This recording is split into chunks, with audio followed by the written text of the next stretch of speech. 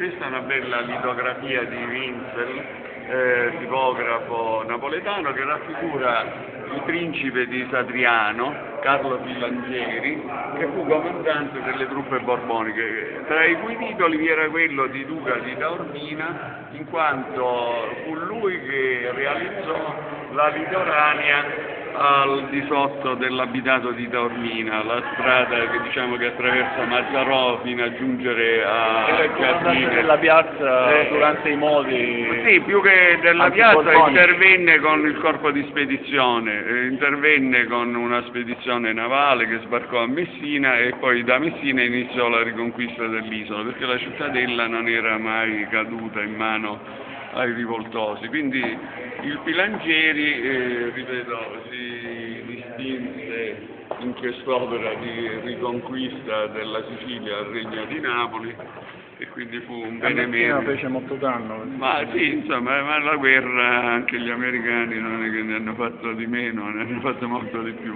Quindi lui svolse il suo ruolo di comandante delle truppe che, ripeto, ristabilirono, tra virgolette, l'ordine costituito.